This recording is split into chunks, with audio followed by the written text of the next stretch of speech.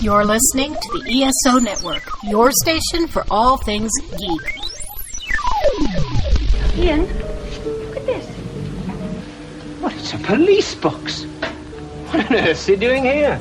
I mean, these things are usually on the street. I feel it. I feel it. You feel it? Faint vibration. It's alive.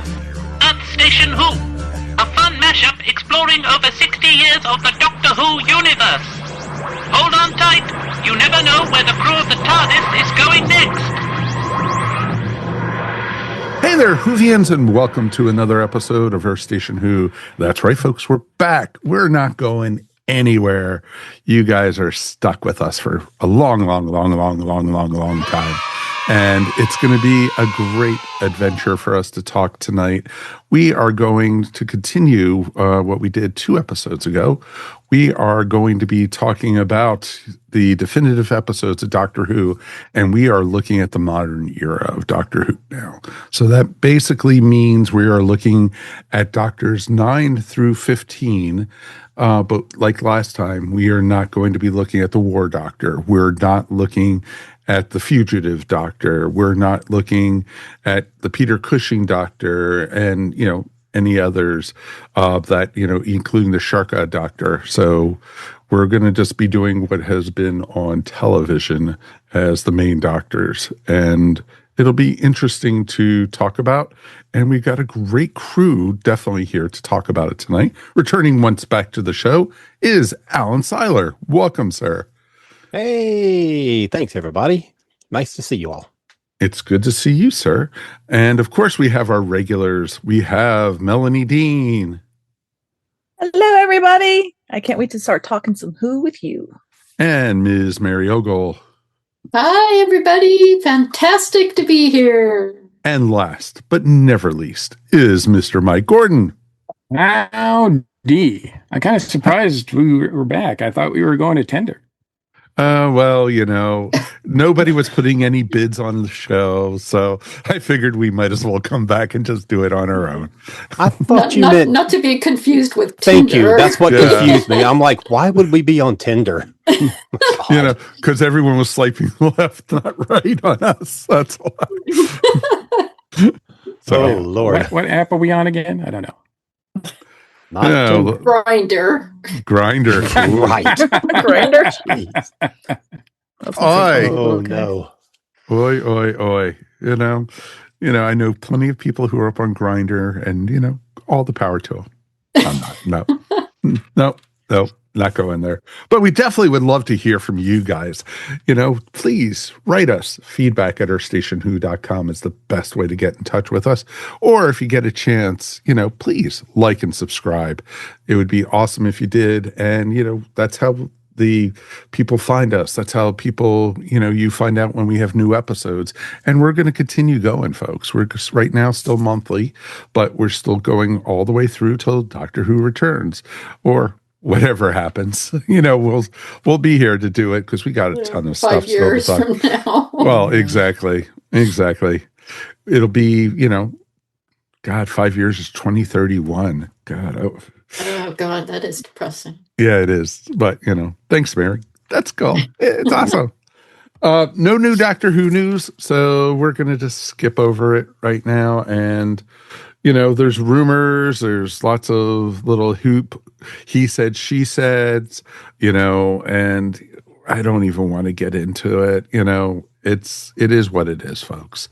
And, there's a lot of reputable sites out there. There's a lot of great YouTube channels for you to check out. And definitely, thank you for those who are listening with us. And we are, up there, and we're still going to plow through it because I know probably at least a dozen podcasts that have gone on hiatus, Doctor Who wise, while they're, waiting to find out what happens with the show.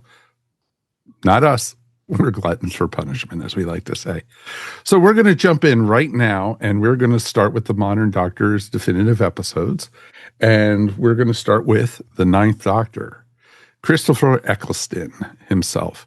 And, he only had 1 season, folks. So this will be interesting to see which ones are picked and which ones are not. Alan, you're a guest, so you get to go first tonight. Okay. Sounds good. So let me put forth my criteria for this whole thing that we are doing. It's kind of similar to what I kind of stuck to when we did our first part of this with the classic Doctors, but modified a little bit. So for this one, I stuck to only single episode stories. I didn't pick any two-parters because I'm thinking if it's somebody that's like new to Who, it'll be easier for them to jump into a single episode.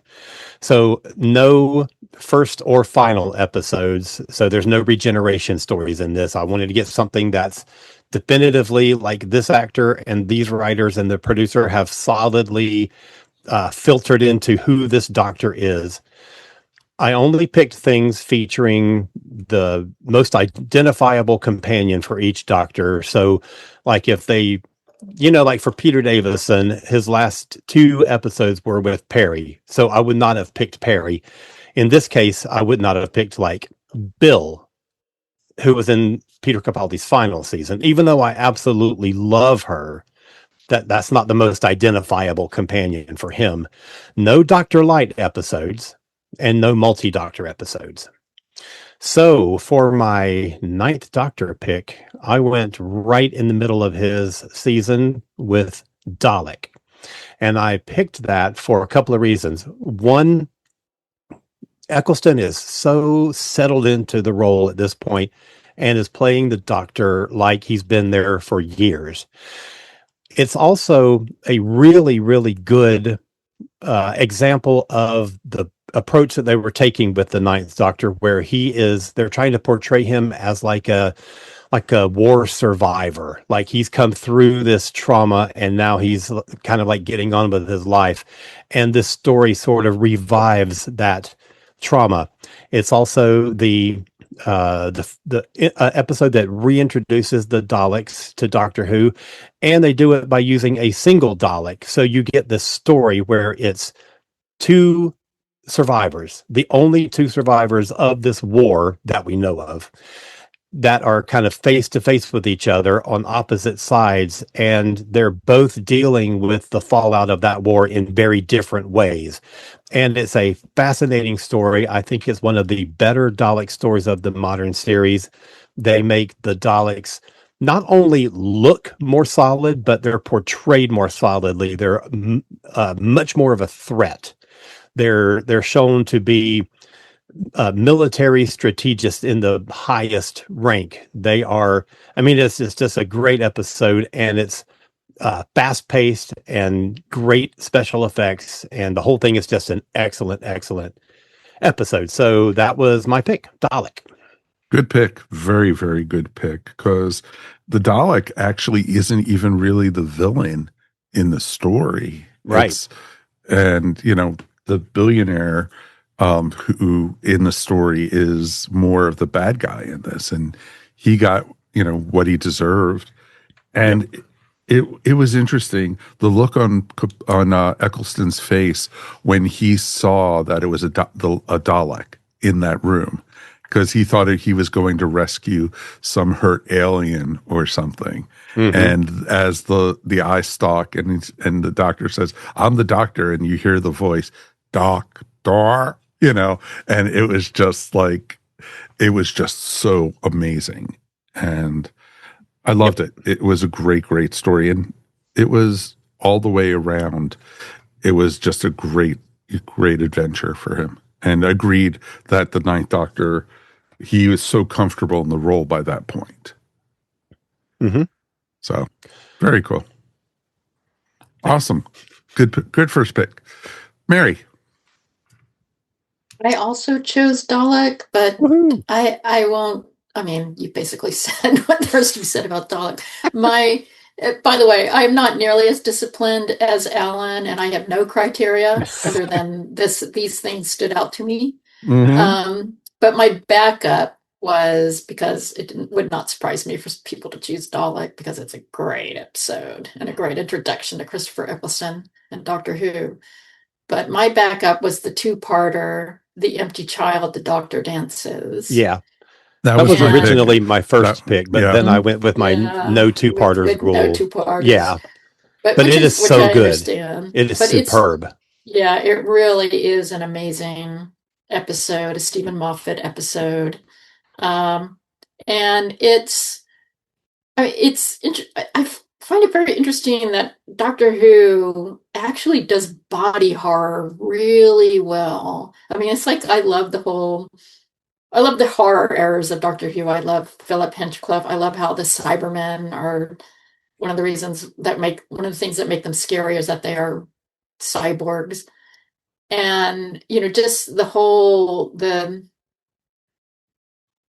creepy as hell child, but the Doctor never losing that sense of empathy and understanding, and the way he figures out the mystery is very doctorish to me, and it shows Christopher Eccleston in command of his portrayal of the Doctor. I mean, it's hard to imagine another fictional character walking through that story, and commanding it in the same way. It's something that it would be hard for that to work in another series, other than Doctor Who. It's such a Doctor Who episode, and that's why it's a defining moment for me, because it's something that it screams Doctor Who. It's like an encapsulation of what Doctor Who is. Oh, Absolutely. agreed completely. Agree. And it's interesting too. There's so many great moments in that storyline. And, from when the Doctor walks into that nightclub asking if anybody had seen the little boy with the gas mask on, and then and then realizing that he's in the middle of the Blitz, and, everybody's doing that. And it is just so good. And then you get the introduction of Captain Jack on top of that. And Yes, our first sighting of Captain Jack in all his glory. Exactly. And it was wonderful. It was just a great, because you didn't know in the story if Jack was a good guy or a bad guy, and until the end. And I just loved it. They should have kept him more morally ambiguous as the series went on. Agreed. So, no, it was really good. And I love Rose with the Union Jack flag, and she was hanging through London on the balloon and everything.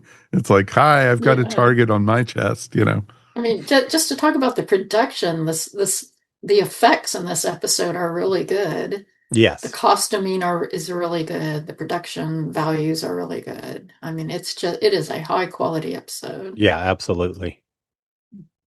And you get the line, just this once, Rose, everybody lives. And he's just so happy about that. Yeah, Finally. it's a declarative statement that I think defines his run here, and the difference between the first half of the season and the second half of the season, where he's just like, I'm over it. Everybody's gonna live. Like, I'm doing everything I can to be the Doctor again. We don't know everything that he's gone through by this point, but we do find out, glimpses. And I think Dalek is a great episode that does that probably better than any of the others this season. I almost wish there was more of that, and maybe there would have been had Chris stayed on. Yeah. I think one of my big differences between my list and Alan's is that I think I only picked two-parters. So, I love a good Doctor Who cliffhanger. What can I say? Me too. Let me tell you. So I wish they did more of that. Like, that's one of my. I mean, I like the single episodes too. So there's some really great single episodes, but I did find myself looking at the two-parters and really focusing on the moments that I think define the Doctor while he's there. And yes, the everybody lives moment is great. And there's a lot going on between, it's very British with the Blitz and everything. I mean, it just screams British. And you've got the introduction of Jack, and there's a lot of moving parts to this. Rose is great in this too. So there's a lot of things going on, and yet it never loses a sense that the Doctor is the main character of this story. And he's the center of everything, and Eccleston owns it, and it's just and yeah, and it's the first foray from Moffat into regular continuity here, and it's a great one. Exactly. And it was awesome. I loved how he got out of the cliffhanger in the first, after the first part, and he told all of the empty children, "Go to your room." it was, and he was like, "I'm actually shocked that actually worked." I loved it. It was so good. It was so good. My only problem with this is, and it's just one small insignificant moment, but if you're trying to get away from something and you're up on a rooftop and a rope just suddenly appears in front of you and you grab hold of it without looking up to see what it's attached to, is just stupid. Yeah. That's the only thing. But other than that, it is a superb story. It wasn't her It's along with smartest. the horror movie vibe, because it's like going upstairs when you hear a noise upstairs. Yep. No, it's that's the same, awesome. And it's nice that there's a through line of PTSD in this first series. Yeah, and definitely. It appears in this episode also, the wartime theme and the line at the end about everybody lives. Mm-hmm. And I one of the things I love about the Eccleston series is that they pretty much all hang together. I mean, they're different episodes, but there's a definite emotional through line, and they don't lose sight of that. Mm-hmm. Nope, totally makes sense. Very cool pick, Mary. All right, Melanie. Mine was Boomtown. Wow. And a big reason for that, it's more of a personal thing than anything. When I first tried to get back into Doctor Who, everyone's telling me start at the beginning, and there's the Slitheen, there's the Slitheen, and they're farting, and I just didn't care for fart humor. I'm like, this is that almost made me off of Doctor Who completely. It did. It was so bad. I'm like, why am I watching this? This isn't for me. This is not. Yep. And everybody and everybody that I knew was just like, Melanie, no, you just get through it. Just get through it. Get through it. So I kept going, and then then when I have Dalek, and this is bloody brilliant.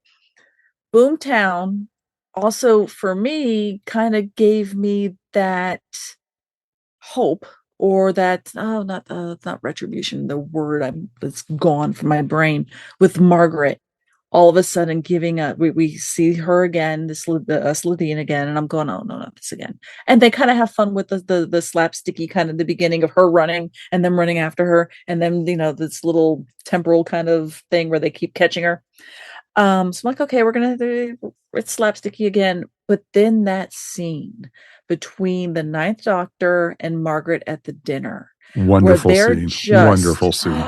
Yes. And for me, that made me go, it showed off how amazing an actress Annette Badland is. Yeah. Where, I get now, I realized, oh, okay, yeah, they were being campy and farty and blah, blah, blah, blah, blah, blah. But then showing this character and just showing her acting chops, showing that the depth of the character themselves, they're trying to be the last one, they're the last one, they're trying to get off the planet, blah, blah, blah. That was just absolutely amazing. And again, the ending had a bit of more of that hope of, she looked into the TARDIS, she became a little fuzzy egg looking thing. She's going to get another chance. But honestly, that dinner scene was so good, because that showed me how much the Doctor and her, they're playing chess, and they're poking at each other, and they're being strategic, and they're testing one another, but they're also showcasing we're both very conniving and powerful, and we're very thoughtful. And I mean, it's a beauty to watch. So mine's going to be Boomtown. Awesome. Good pick.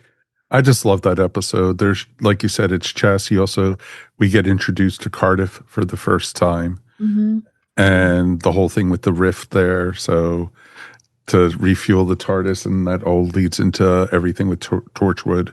And so, it sets up so much. And I love Team TARDIS in this episode and everything. So Yeah, I because in thought, the beginning, all four of them are at the table and they're just having fun, and you don't really, you just see them laughing and bonding. So it's something where they're just having fun, and you can see, okay, they're actually a team. This is really cool. mm, exactly. And he's still Mickey the idiot, so it's perfect. Yeah, He's along for the ride. Exactly. So, There we go. All right, Mikey, what do you got? Well, yeah, my pick was my first pick, of course, is Empty Child and Dr. Dances, but uh, a runner-up, a really strong runner-up, that it's not a two-parter for me, is Father's Day. Good story. Great Father's story. Day is a very small story, but it's one that has, because it's Doctor Who, has big implications. I don't know if they ever really pay off on these, but because I don't think do we ever see the Reapers again? I don't know. No. But No. I don't think so. In the comics you did, but you don't see them in the TV. yeah, but Yeah, they kind of. but it's got that, that gut punch that especially time travel stories do so well. Science fiction stories, thinking of, the end of City on the Edge of Forever from Star Trek. You've got a very similar thing here where it's like, you can't change time. You cannot change time. These things that happen, and you have to, again, we're going with the trauma scene. You have to work through them, and you have to deal with them. And it's a very emotional episode. Maybe one of the most, singularly emotional episodes that they've done ever, because it's so personal. But it's just great, and written by Paul Cornell, who may or may not be. I bet you talk about it later in this show. But yeah, I just think this one was very strong, and it's unfortunate because, yeah, the only thing that really kind of hurts is because the Reapers they don't age well in terms of special effects, but and the concept is interesting, but they never do anything else with it, and it's kind of unfortunate because there's been a lot of times since then in Doctor Who where something will happen, you'd be like, well, where are the Reapers? Like, shouldn't we see Reapers now? And you don't.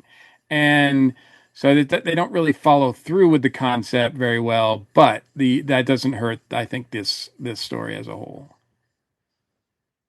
Gotcha. No, it's a great story. No, the effects of the Reapers aren't that great, but I love how, one instance can literally wipe the world out if you make one change to it. And it's pretty awesome how, basically Rose trying to save her dad and, push him out of the way of the car that hit him and took him out. And, literally, because, the mother built him up as a bigger than life person, and she got to actually see the real person. And that often happens. And, when somebody passes, you try to only remember the good things and such, but you also get to now see all the bad things and the warts and, everything like that. And so it was real interesting, and it was very well done. So nice pick. My pick, I'm going all the way back to the very first one. We're doing Rose. I think it's a great intro for new Doctor Who. And, you don't have to have watched any of the classic series to pick it up then. A lot of people, when they say, where should I pick up Doctor Who? And I said, if you have the time, go back to the beginning of the new series and watch the very first episode. And you get a brand new doctor, you get a brand new companion, you get a good jumping on point, and you do have a classic villain, which is interesting because you get the Autons. And it's interesting because, it was neat to see a modern take of them. And I think we only got the Autons one other time in the 11th Doctor era, pretty much, after this. So I liked that we got to see,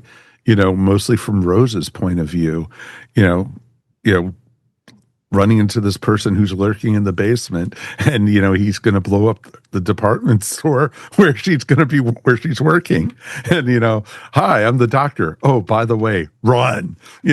Great intro for him, and it's all from there, and it's just a great story, and it's a great jumping on point for anybody who is into, sci-fi or wants to learn about Doctor Who. And, the seasons weren't, as I tell people, the seasons aren't that long, and most of the stories are self-contained. And so you can watch these, and you could power through, a weekend if you wanted to, at least get through the David Tennant era and everything through it, when you go do that. So it's pretty awesome. And, I loved Eccleston as the Doctor. And yes, I did enjoy Rose in this. And, so, I loved It went Rose. all downhill from here for him. Well, after this season, yes. But I loved her in the season, because I think her and Chris just had amazing chemistry. And thank goodness we're getting to see that again on Big Finish and listening to it. And so I think it's pretty awesome. So definitely pretty cool. All right. Any honorable mentions before we go on to number 10? They already left. Yeah. Right. Covered a lot of it. Yeah, no, good point. I love the episode where they did the takeoff of all the game shows on the satellite. Yes. And, that was just a great episode. And, that was the two-part final. And that was such a great story. But I also liked the Simon Pegg episode where he was the editor, and, snap your fingers and you have a little window in your head open up and you get everything beamed directly to your brain. It was fun. So there's a lot to enjoy in the Ninth Doctor era. Okay. Dr. 10. Let's jump in. Melanie, you get to go first. My prop. Uh-oh. It's Partners in Crime. Aha. My little adipose. I absolutely adore this episode because it has that it's the scene between him and Donna, and they're just doing the whole miming piece. It's so vaudevillian. It's so it's everything for me. I don't mind Ten and Rose, unlike some people on this podcast. Yeah. But I'm that type of person that I really don't like a lot of romance in my stuff. So this one, I always thought 10 did the best with Donna. That there wasn't that romance, there wasn't that tension. I didn't need it. I didn't want it. I just wanted comedy. And I love the familial kind of brother sister vibe that the two of them had. And her coming back after Runaway Bride, having this hit the, from the floor, hitting she gets to be comedic. So that's Tate's wheelhouse, and they're going to have the drama bits, the dramatic bits and all that kind of fun stuff. But yeah, I love Partners in Crime. Absolutely adore this one.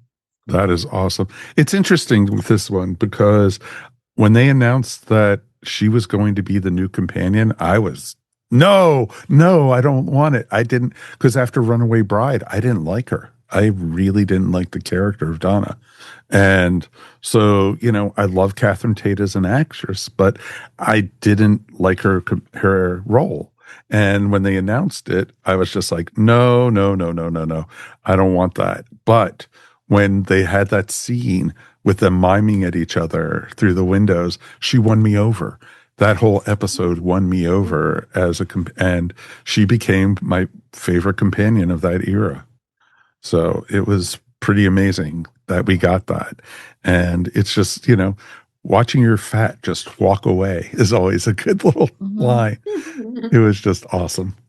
I'll say I really did appreciate that they set the ground rules of what the dynamic of the doctor companion relationship was going to be in this episode in the very beginning. After having Rose and 10 and then having justice for Martha always pining after the unrequited love of 10, and that this one from the jump, they're like, yeah, we're not doing that.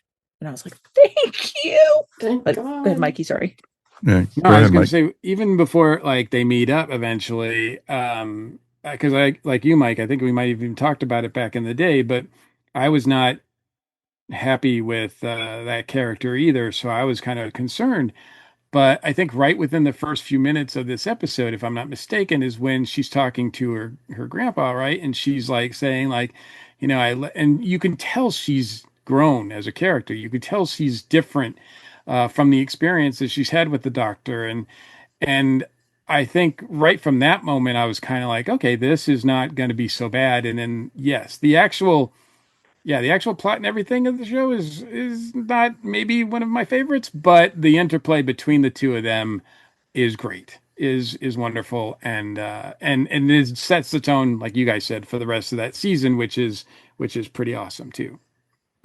Agreed. Awesome, Mick. I appreciate it. All right. Let's go with Mike G this time. Sorry, Alan, did you have something you wanted to say? Because you look like you Oh, were. no, I was actually, it was nothing important. I was just going to say that when the first time Catherine Tate came to Dragon Con, I was kind of assigned to interview her.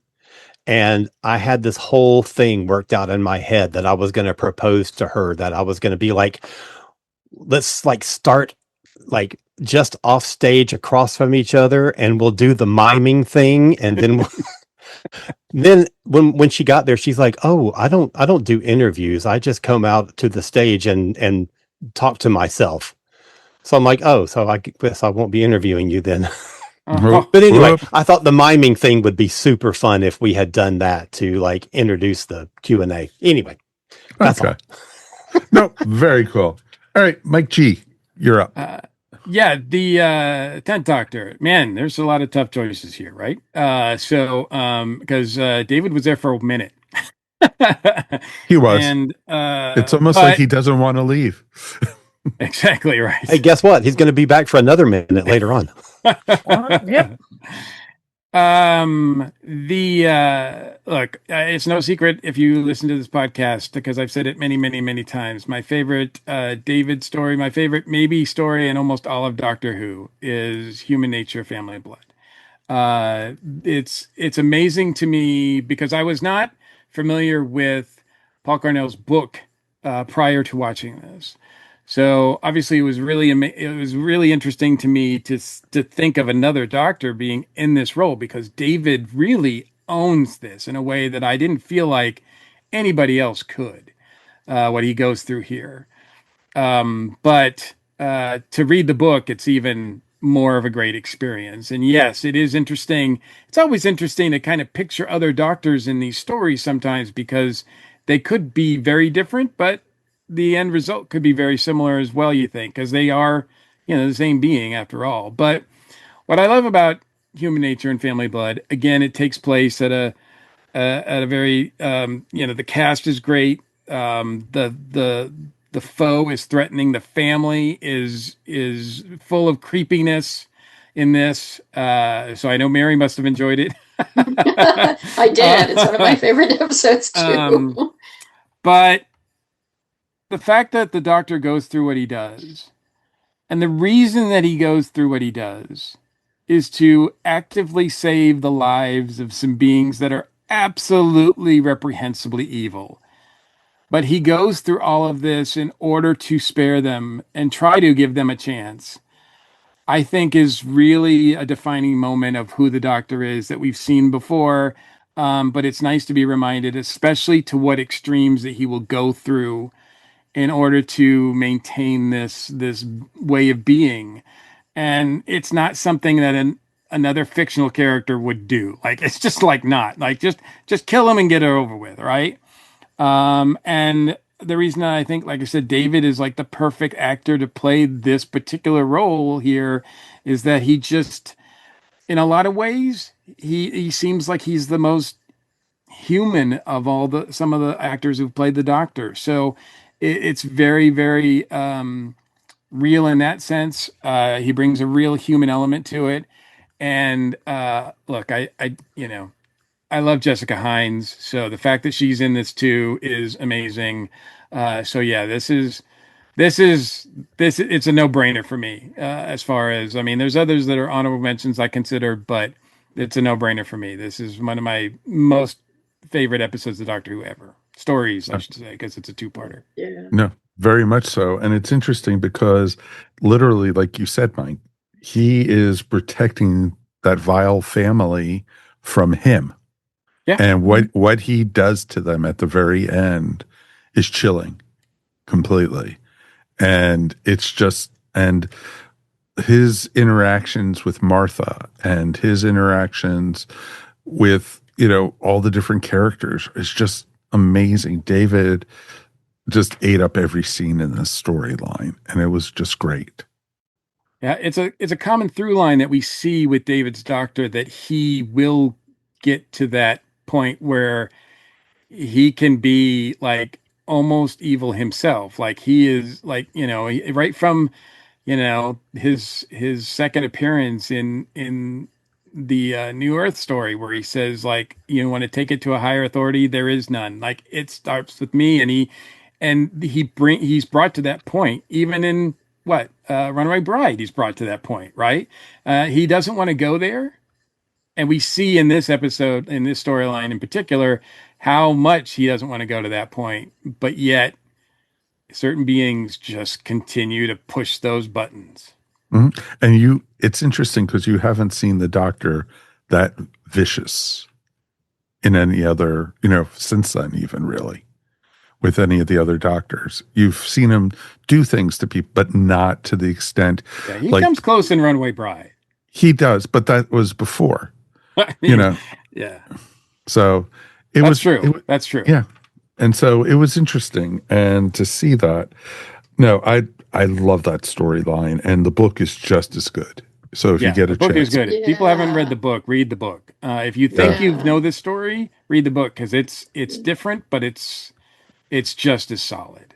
Yeah, and it's also with the Seventh Doctor, so it's not. Yeah, which makes it interesting. I mean, that was one of the few times where I watched a TV program and I'm like, oh, I need to read the book. Yeah. And the book is, I wouldn't say one is better than the other, but they're different, Mm-hmm. and it's a good difference. They each exist well in their own reality. Mm-hmm. They both work. Yep. Any final comments on that one? It's good. It's awesome. It is good. It is good. Yes. All right, Mary, you're up. All right, this is actually an interesting one to piggyback on that, as far as what's happening with the Doctor emotionally. I chose Water of Mars. Good one. Yeah, and Water of Mars is a bit of a controversial episode, though. On so many different ways. Yeah, but it's another body horror one, so I'm gonna like it. But it's the whole, and this also, it's a good culmination of what's been happening with Tennant's Doctor throughout his whole series, is that he's getting more and more arrogant, less and less likely to listen to his companions. And when he's running around with no companion, he's really going off the rails. And he's decided he's going to play God. Mm-hmm. And just the whole idea of the consequences of that, of how he is so determined to save Adelaide, who, by the way, Lindsay Duncan, which does an awesome job playing Adelaide against him. I mean, she is just as strong as an actor as he is. And I mean, their scenes together just really spark. And her anger at the end, when he's decided she's going to live no matter what. He does not care at all about the consequences. It's gone past, I'm trying to save somebody, into I'm going to flex my power and damn, what the universe is telling me to do. And so just for Lindsay Duncan's Adelaide to just completely subvert that and say, okay, walk into her house and then kill herself. Mm-hmm. Because she knows she needs to preserve the timeline in order for this much more glowing future to happen. and for her granddaughter to become the person she needs to be. It's devastating. It's heartbreaking. And the way Tennant plays it is just, including where at the end he's still like, I have not learned my lesson yet. No. I'm gonna just kind of forget this happened and keep soldiering on and pretending that my death is not coming. And let's face it, I mean, that's still very relevant today for certain people who are living in denial and thinking they can play God and damn the consequences. And I mean, I love that about Doctor Who, because so many of these episodes are still very relevant for what's going on in the world today. And this one, I think, was especially telling. And just the acting is so good in this. Oh, there was points in this storyline I felt like David could have easily slipped into the Valyard or the Master. Yeah, he's heading that way. Yeah, very much so. So it was very interesting to see. And yes, I did say the V word, folks. So, so it'll be. He's the Ronnie. Exactly. He's the Ronnie. That's it. So it's interesting to see. But yeah, it was a great story. And the makeup for the, when the people got taken over was just awesome. Yeah, once again, really good effects. The water effect is good. It's just, when Doctor Who is good, it's really good. Oh, yeah, very much so. Awesome. Any final thoughts? It's good. It's good. It's good. It'd be good. All right, Alan, what do you got? I have sort of toward the beginning of Mr. Tennant's run, his 4th episode, Girl in the Fireplace. And I picked that for a whole list of reasons. That's the one I had too. So, yeah. Okay. Well, for me, it is the absolute perfect introduction to Doctor Who for somebody who knows nothing about Doctor Who, because it tells you everything that the series does. So it is set both in the future and in the past. It uses time as a very, very clever story mechanic. It has a really unique and super interesting, not a villain, but a threat with the clockwork droids. It covers all the genres that Doctor Who does. There's elements of comedy, romance, drama, horror, and it's got 2 companions. One that's been around the block, so she's like a very established companion, and another one that this is his first time in the TARDIS. So you see the companion role from both perspectives in the same episode. And Mary earlier mentioned Doctor Who doing so well with body horror. And I think a lot of times that is true. I think that for the only thing that I dock Fireplace for is that I think the elements are just ever so slightly out of balance. I feel like it leans too heavily onto the romance angle. And the horror elements are really minimal and sort of like mostly done just in dialogue, where the ship has or the robots have cannibalized the human crew to repair parts on the ship. And so you've got a camera that's a human eye, and the engine that's a heart. And that could have been a little more for my taste and a little less on the romance. But aside from that, it is an absolutely brilliant script. And it's it's the only Moffat that I have on my list, because I tried to spread it around a bit. So it's a Stephen Moffat. I think it's one of Stephen's best scripts for the show. And it's in a 45-minute thing. It's a Doctor Who 101. You can like check off the list. This is what Doctor Who does at various times, and it's history. So that's my pick. That is awesome. I just love in that the story of, Madame Pompadour was just wonderful. And she was such a sympathetic character that connected so well with the 10th Doctor in that story. And there was just so many scenes. And then not just the body horror of them building the humans into the ship to fix it, but you also had the Clockwork Men, which were beautiful. They were truly beautiful. And then I love the scene where Tennant's on the horse and comes out of the mirror. And it is just so wonderful.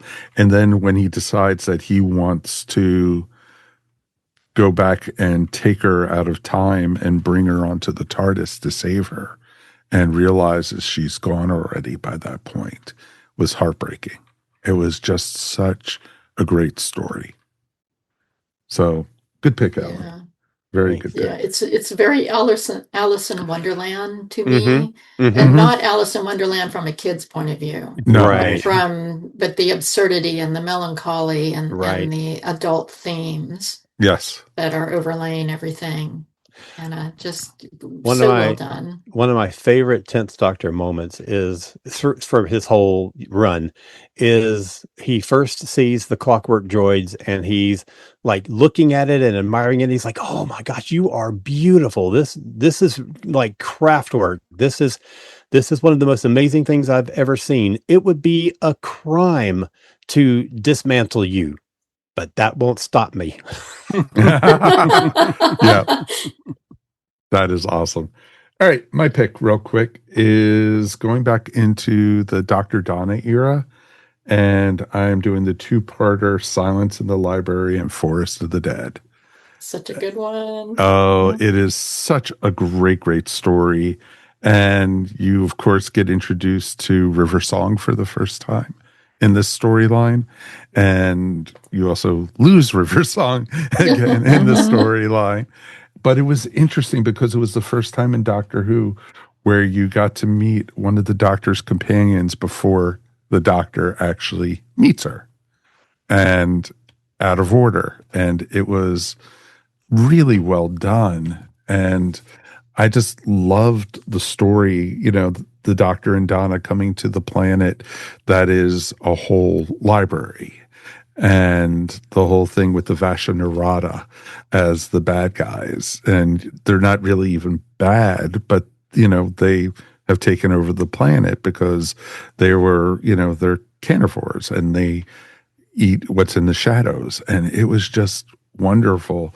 And the whole, things with them getting into the space suits and, hey, who turned out the lights? And the whole then alternate story of what's happening inside the computer, and that whole story, and Donna being taken in there and having, her dream life of, falling in love and having a kid. And it was just so very well done. And it laid so much groundwork for so much of what was to come with Dr. 11, mostly, and part of 12. So it was great for this because there was a lot of foreshadowing. And I love it, when River whispers the Doctor's name into his ear, and, how do you know that? Type thing. Only a certain amount of people know that, and it's like, are we? Yes. And I just, the interaction between Alex Kingston and David Tennant was just amazing. And, Alex I love how, with all the doctors she's worked with, it's always been great. And, and I think, I would love to have seen her as a full-time companion, but I like what they did with her. So it's one of my favorite stories. That's one I can keep on watching over and over again. It's just that good of a story. And, even her sacrificing herself at the end to save the Doctor because she knows what's to come with him. So. And there's a lot of things going on underneath the surface. I mean, it's one of those episodes that really rewards you on a rewatch because you keep catching little things. Oh, very every much single so. time you watch it. Yeah. How many times, it took like 2 or 3 times of watching it to realize how many shadows some of the people had and everything. Right. And it's like, wait a minute, you have two shadows. Uh-oh. And, you know, and it's funny because how many people have joked about it that the, you know, the skeletons in the spacesuit are Scooby-Doo villains also. So it's pretty cool. So that was my pick for the 10th Doctor. So, and, you know, I had, of course, you know, Girl in the Fireplace as my first pick, but this was a very close second. So very cool. All right. We're on. We've made it through 2 Doctors, folks. We've made it through 2. Only 5 hours to go. Exactly. So we'll speed up a little bit. Let's go on 11th Doctor, Matt Smith. And we'll go with Mary first. Well, this works out well because, of course, since you chose Silence in the Library, I chose Time of Angels, Flesh and Stone. Oh, wow. Which is one of my favorite episodes of all time in Doctor Who. But the part that really stands out to me is the cliffhanger, because it amazes me that this is the first episode they shot with Matt Smith, because the chemistry between all of them, the performances, the production values, everything is so on point. And just a great, strong story. And then that Doctor moment that just so solidifies Matt Smith, where he's standing there and he's going, there is one thing you never, ever put in a trap. Me. And he shoots the gravity globe. And that's the cliffhanger. I remember, like, oh my God. I remember how much crap that show was getting for the Doctor doesn't shoot a gun, you know, and it's like, yes, he does. Stupid. I hate to tell you this, people, go watch Classic Who. Exactly, quite a bit. He picks up rocks too, so exactly. You know. So yeah, that was such a good one, you know. God, and it made the angels even scarier, especially Angel Bob.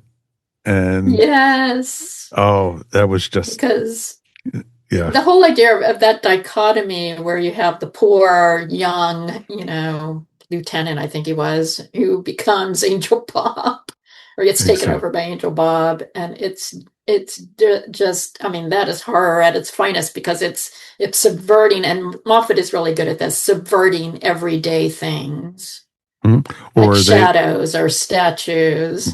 Or now video, because, you know, if you have an image of an angel, it becomes an angel. And poor Amy being stuck in the spaceship with the video and the angel coming out of the video and everything. And it being in her eye, the whole idea of the sand in her eye. Yep. And having to sit there blind. I mean, or even the smaller moments, and I won't call it a small moment, where Matt Smith, Doctor, is talking to Father Octavian, and everybody knows, including the 2 characters, that he's going to die. He's about to sacrifice himself, and there is no way out of it. Yep. And and the Doctor has not been thrilled with that character up until that point, and he gains a lot of respect and a lot of understanding at that point. And it's just a beautiful little small emotional moment that, and they both really sell it. The performances in here are just excellent. Yep. I don't disagree with that. And it's interesting too, because you get so many little threads.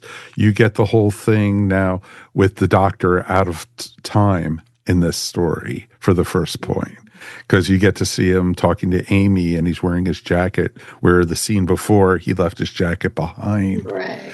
And I remember that being such a big thing. It's continuity problem. No, the one thing that Moffat actually wraps up. Exactly. And then you also had the whole thing with the crack in this episode, because this is where you started really getting it. And you know, it was just really, really interesting stuff.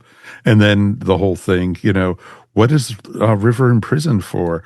Oh, she killed a great man. And, you know, it's like everyone was guessing, and everyone's like, oh, she kills the Doctor, you know, or something, you know.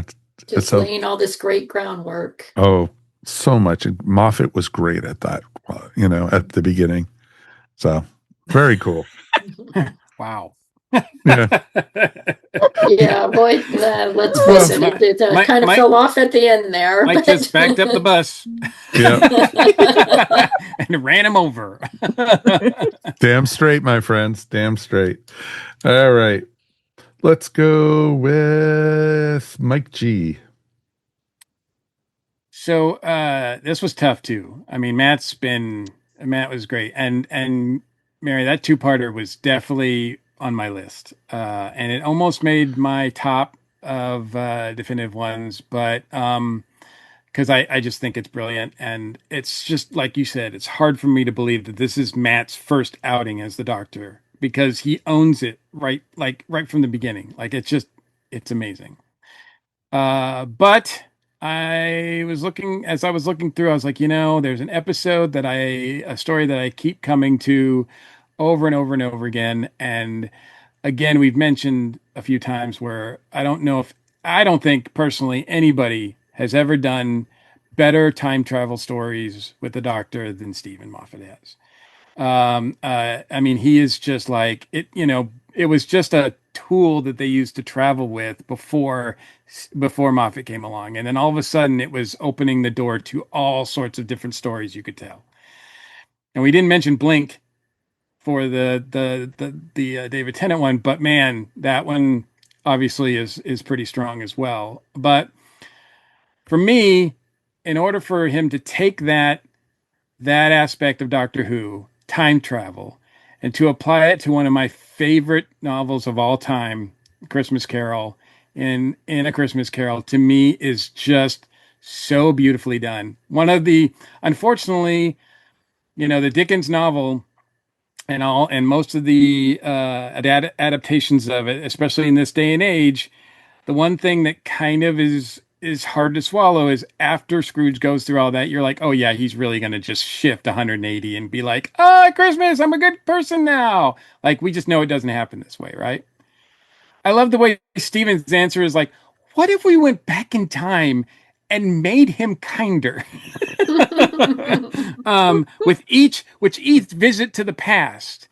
And it's a wonderful way to tell this story, with Michael Gambon is a wonderful actor to play the Scrooge character with. Katherine Jenkins is amazing in this too. I can't believe that she hasn't gone on to win all sorts of BAFTAs and acting awards, because I'm like, she's great in this. And obviously, she's got that singing career. So, but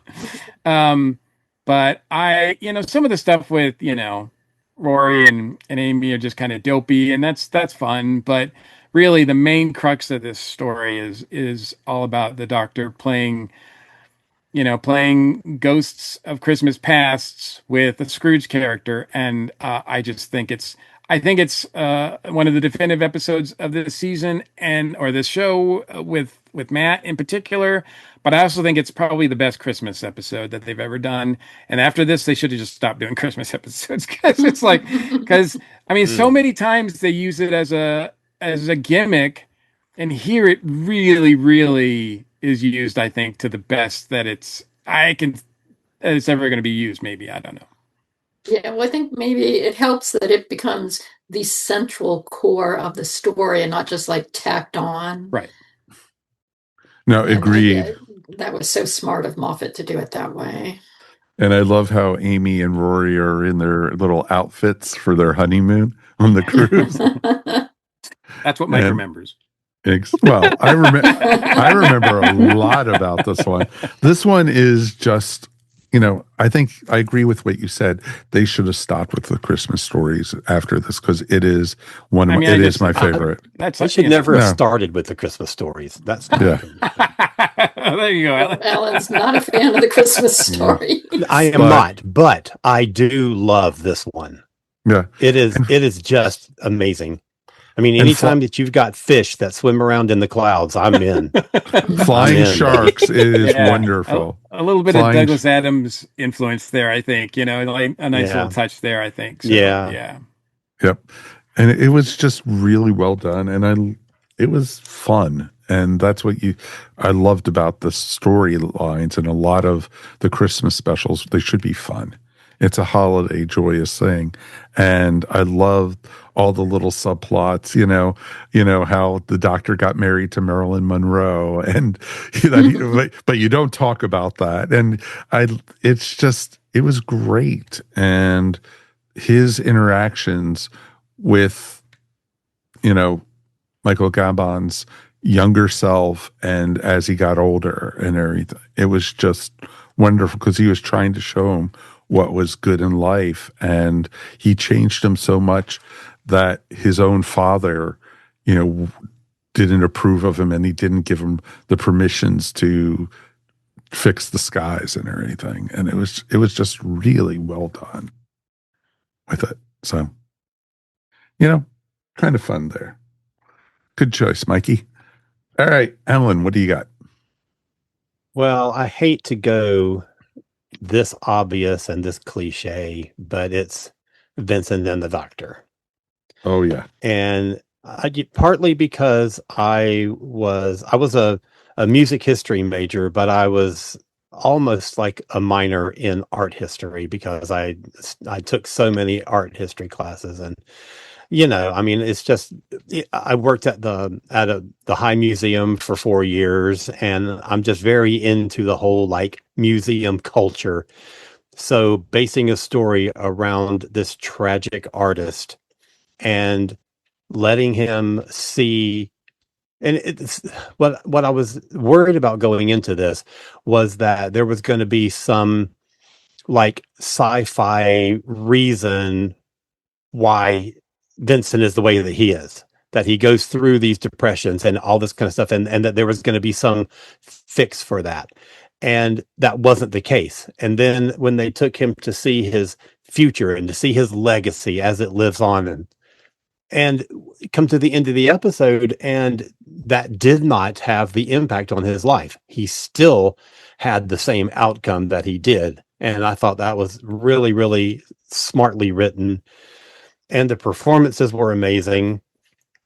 Okay, the monster wasn't that great, but it didn't have to be great. It's not the point of the episode.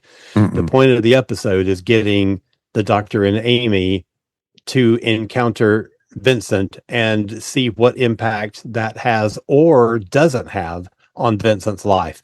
And I think it's an incredibly beautiful episode. So that's mine. No, it is a beautiful episode. Yeah. You don't need a monster in this story.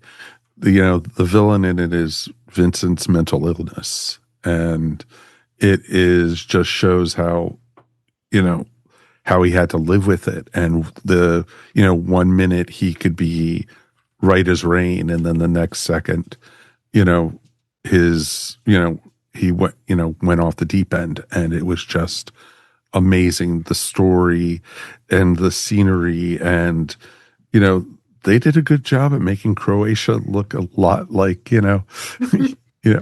Eastern, Western Europe, and it was just really nicely done.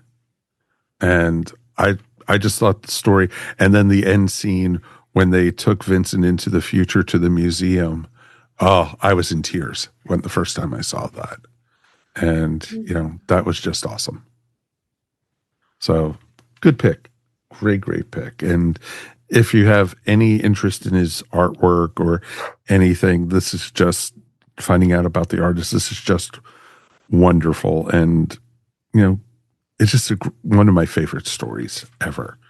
And, definitely we've recommended it many, many times on the show. Awesome pick, Alan. All right, Mel, what do you got? I don't have to say anything. Alan done said everything. Okay. Word for word for freaking word, because I was going to say how it's cliche. The only thing I was going to add to it is it's that last scene is the only thing I had seen of Doctor Who, and it made me bawl like a baby. Yeah, because a friend of mine knew I was an art history major, and that I was a docent at the Chihuly Museum. I was a docent. Oh wow, at the that's Fine amazing. Arts Museum. Yeah. I'm a member of the Museum Store Association now, because museums, and that's just, it's carried on through my career. So that episode, I only saw that that one part in YouTube. Okay, I'm gonna have to watch that. Then I watched the whole episode, and then made me go into Doctor Who, which then again, like I've said, farting monsters. I'm like, y'all, I can't do this. But then it was the gravity of that one justice for Vincent, and that the fact that I'm just piggybacking off of Alan now, that they did not change his history. It's too tragically beautiful the way it is, and that they didn't cure him, but they made it so that he could see the majesty of what he became. Because when you go down the rabbit hole of how important all the things that he poured out in his letters to Theto, his brother, and just having this thing where you're able to listen to the breathtakingly amazing Bill Nighy do a monologue and just talk about this. And you have the actor who, now my brain's not working, just listening to it and internalizing. Yeah, I'm gonna start crying again now. It's Tony Karam. Thank you. Yeah. Thank you. Because I've been following him and Scotland has been running around here for the World Cup before. But yeah, this episode is absolutely amazing, and just visually there, it's with her just sitting there with the sunflowers on that little, like, pick that little table, and just visually the DP of this did so many different shots that it was just balanced beautifully. Yeah, I can go. But yeah, the chicken monster I don't care about. It's there, it's fine, blah blah blah. They did shots that they did shots that reflected actual paintings. Yep. Like they framed things to be. That was so well done. Yeah. So I mean, this was just a love letter to Vincent. So Amy in the sunflower field or the cafe, it was so staged beautifully. Mm-hmm. It was wonderful. All right. Same thing. Awesome. All right. My pick is going to do The Doctor's Wife. I love that story. It is beautiful. I know Neil Gaiman is not the most popular person in the world right now, but he wrote a hell of a great Doctor Who story. And I really enjoyed this one. Saran Jones as the TARDIS was fantastic. And you had Michael Sheen as the voice of what was it, House? And it was great. It was an awesome story. You got to see the Doctor actually meet the TARDIS in person and have discussions with it. And one of the best lines, I might have not always taken you where you wanted to go, but I've taken you to where you needed to go. And it was just so, because it's always been one of the running storylines on Doctor Who, it's almost since the beginning, is the TARDIS, sentient, and, being able for people to know what's going on around it. And it was just such a great story. My only weak point on the story is what happened with Rory and Amy in this one, being stuck in the corridors of the TARDIS, and you got to see Rory die for the 51st time or something. I think this is when Rory became the Kenny of Doctor Who. And it was, I enjoyed this one a lot. And it was the interaction, I would have loved to see more with Saran Jones, as a character. I love that we got to see a previous TARDIS desktop. And I just thought it was fun. And it's one of my favorite, but during the Matt Smith era, there are just so many episodes that we could have easily talking about and picked as my pick. I had the 11th Hour, the first Doctor story. I had, the Pandorica opens and the Big Bang. I also had, A Good Man Goes to War, and, And there's just so many in there that Let's kill Hitler. Yeah. Oh, exactly. Mhm. Exactly. And I came this close to saying Day of the Doctor. yeah, exactly. Yeah. I mean, for two doctors. Yeah, exactly. right. The 50th anniversary special was wonderful. And, this is just such a great era of Doctor Who. I loved the Western story that they did. And it was, and this is an era, I think the last season, and we've said this on the show before, I really think the last season they went out of order. I think the Doctor already knew what happened to Rory and Amy, and he was just going back and visiting with them, during it. And I just, I think he already knew that the angels had taken him and he couldn't rescue them from that point. So he went to an earlier point to have further adventures with them. And the way he was looking at them, you had dinosaurs on a spaceship. It was just, there's just so much fun stuff. And, then you got the whole thing on who killed the Doctor, type thing. And that whole season. And you got introduced to the silence. And it was just, there was just so much greatness in this season. And so, yeah. Just a little while ago, we talked about The Girl Waited. Yep. That, I mean, and Matt is just, he's amazing. Every time I look back on him now, especially just now, I mean, I'm in the middle of watching the final season of House of Dragons, and I'm like, that guy is incredible. And he's just so fun to watch. Whenever I go back and watch any of these, he's just so much fun to watch. Even in the ones that are not great, he's great in them. Yep. No, agreed. There's just so many. It's like I could still keep on listing more and more stories, and I don't want to, take up more of the people at home's time than we need to. Well, we've still got like 3 more Doctors to go through, right? Exactly. A 4, 3, 4. What are we at? 4-ish. 4-ish. 4 asterisk. Yeah. All right, we're on to the 12th Doctor, folks, and I'm going to go first this time, and I'm going to pick for my 12th Doctor story, of course, probably a lot of folks have this one, Heaven Sent. And Heaven Sent is such a great story because it is literally Peter Capaldi pretty much all by himself for the full hour. And he is eating up every scene over and over again. And this is a doctor stuck in a castle. He doesn't have a clue what is going on. And we don't know how many thousands or millions of years he's been doing this, but he's been doing it quite a long time.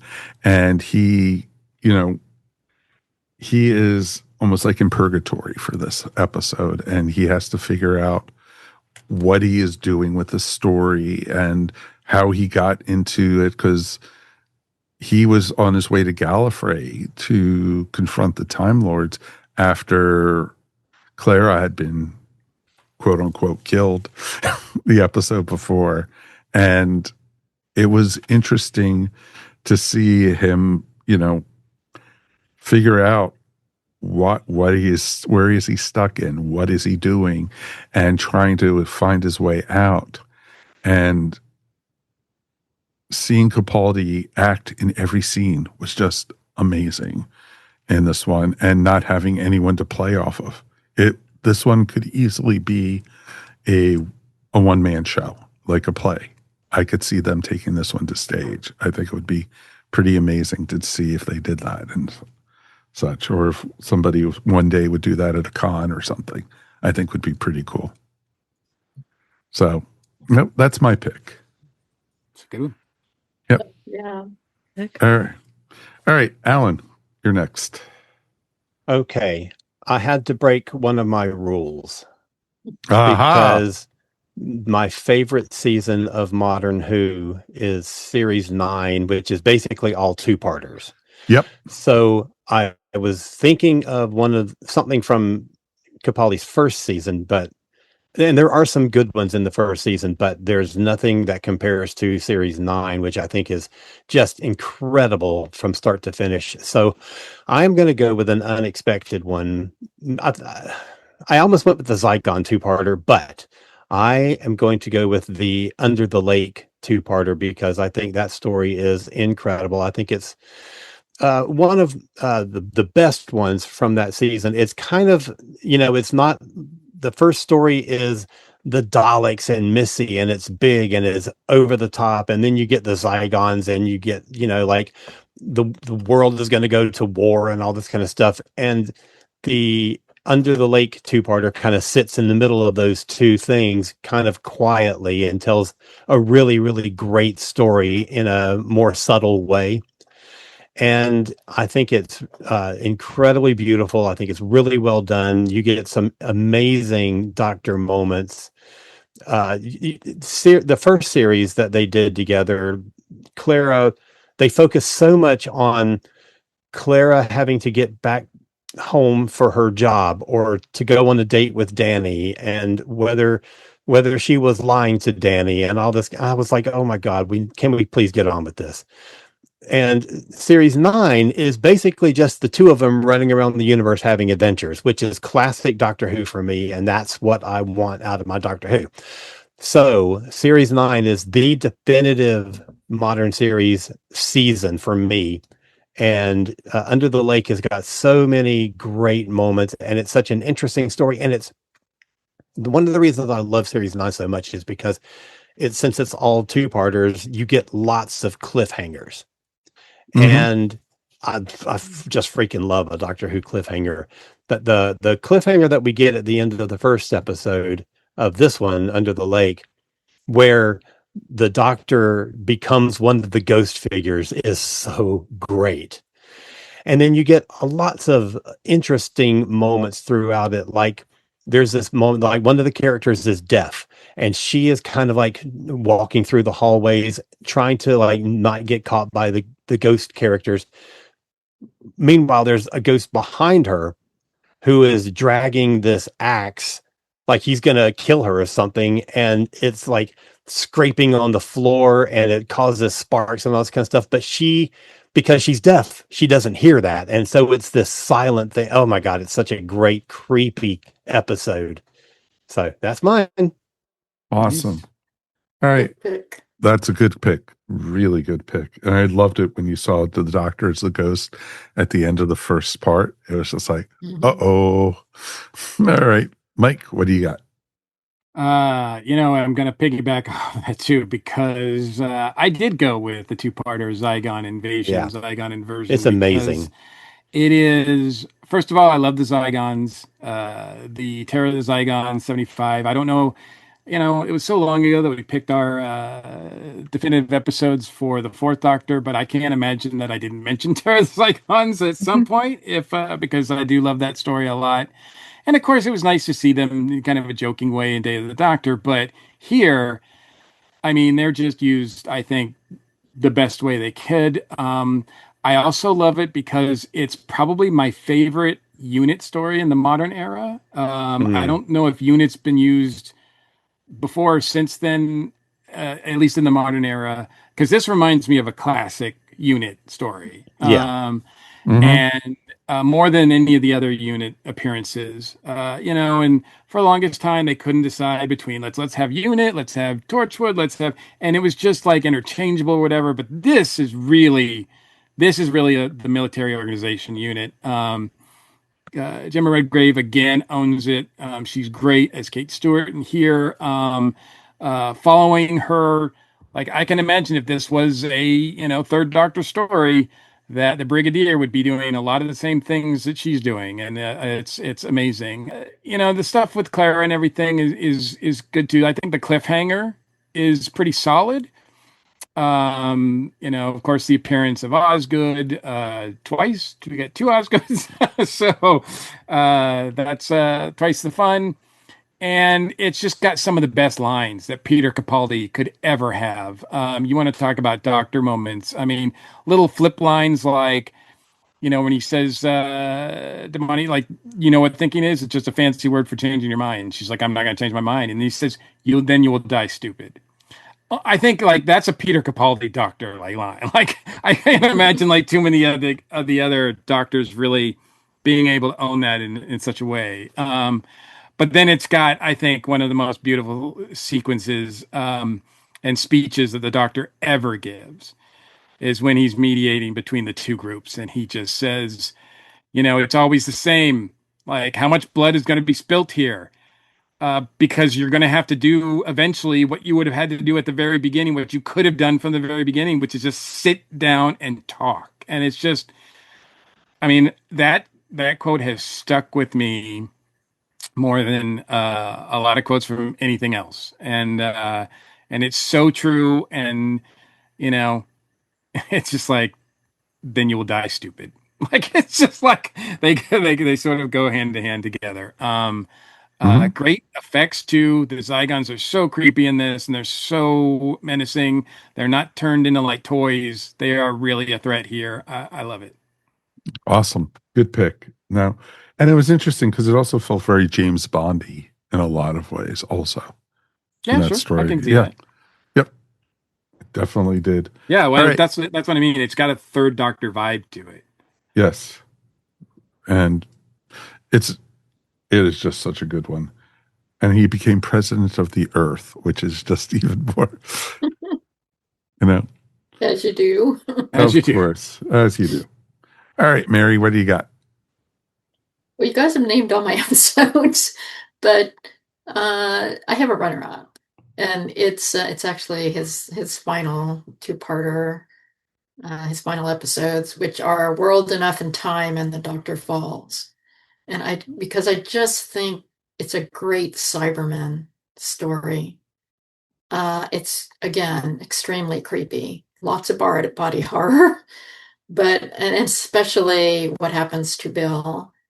But just the build up to his regeneration and the way things are just completely falling apart. Like he cannot save Bill no matter how hard he tries. I mean, I realize she's sort of kind of saved in the end, but he does not save her from the pain of becoming a Cyberman, or the delusion that she is under. And I think that was a very interesting thing to explore. And Capaldi just plays it with such despair and empathy and anger that this is happening. And it's like everything is just Missy, who has maybe not become a good guy, but at least a sort of neutral type of guy, is and then she's killed by the master, so she has this realization, but then she's gone. And then Nardole is left fighting through the levels of the ship, and that eventually they're going to reach the end and they're going to lose. And they even say that straight out. It's a fight you can't win. And but there's still like Capaldi plays it well, because especially for the kind of doctor he is, because it would be easy for a character to fall into despair, and while everything around him is despairing, there's still that I'm gonna fight, which is actually a lot like Heaven Sent. I'm gonna keep going no matter what, even if it's leading me to my death. What I'm doing in the moment matters. And so I'm going to keep doing this. I'm going to keep fighting. And who knows what, if it will have any, if it will matter to the people who come after me, but I'm going to keep trying anyway, which again, very relevant to where we are in the world now. Mm-hmm. I love how because you got to keep fighting, had two masters even when it seems in the hopeless. Storyline, and because we never it's just got a wonderful, that again, before. Great performances and from everyone. You also got poor Bill, shot through the chest right in the very first scene. Yeah, and she gets converted into a Cyberman, and you have to see it through her point of view. It was so much good. Yeah, she is going through it. I loved it. It was really well.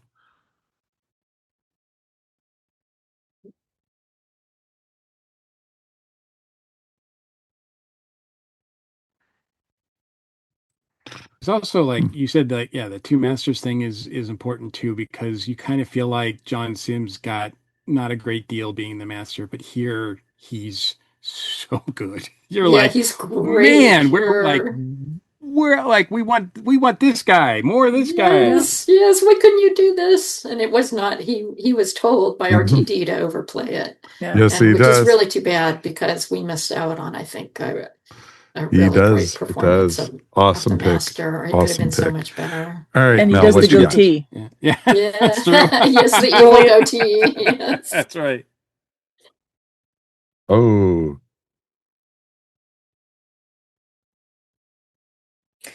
I'm gonna go with Mummy on the Orient Express. Nice. Good It's one. Yay. it's Uh, I really enjoy this is like my like little bottle episode that I can always just turn on and watch. I think it's a feast for the eyes in both the production design, the way that the cars look, the costuming is really nice and lush, and it's a great whodunit.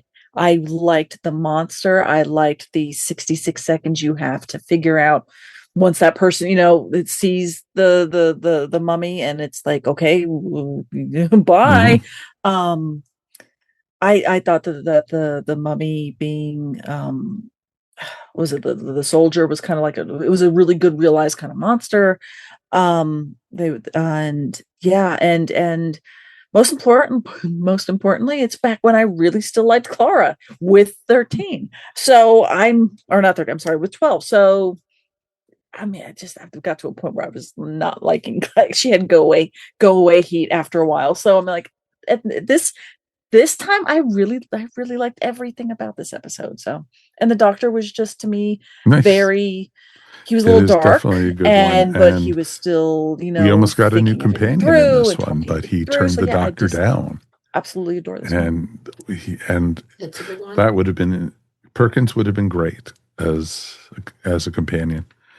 Awesome pick. Awesome pick. All right, folks, 3 more to go. Let's go with Dr. 13. And we are looking at Jodie Whittaker's era. Just feels like it was yesterday. All right, we're gonna start with Mike Gordon on this one.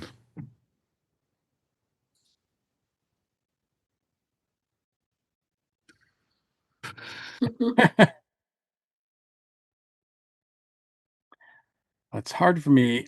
You can't get around it. For Wah, wah. for the 13th Doctor, you kind of just have to bite the bullet and Almost say, 90 minutes. No. we're gonna have to go with the Chibnall episode. There we go. How far are we into this episode? It's cool. Look, there was some good stuff here. Unfortunately, I thought it was few and far between, but when I look at, ones, and to be honest with you, I have not revisited this era, at all. And when I was looking through it, I was kind of like, well, which episode, if I had to, forced to watch another episode of Jodie's era, which one would I pick? And the one that I kept pointing to was Eve of the Daleks. It's it's the third part of it's the third chapter, I guess, of their Dalek, New Year's Eve stories or whatever. And but I think it's the best one. Jodie shines in it. The concept of them being stuck in a loop is kind of fun. Yeah, I mean, it's not breaking any new ground or doing anything amazing. But then again, I find that true I am heartbroken right there. Of most Mikey, of these. Mikey. I know it's shocking that I picked an episode without Graham.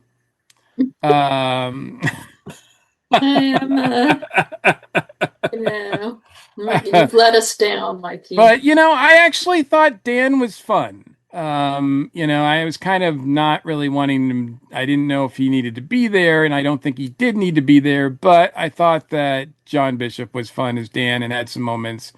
So Yeah. Okay. I'm just Nope, gonna. totally understand I that. just settle in and just pick this And one because, to be honest with the you, it's Dalek just stories sort of were like always fun the because I one will that say rose this: to the top when I was Chibnall looking made at the these. Dalek scary again, and so I thought it was made him interesting, and I liked that. And I thought it was a good period. And Dr. 13, she should have been so much. Well, never mind. We're not going to go there. Let's not go there. All right, Melanie, you're up.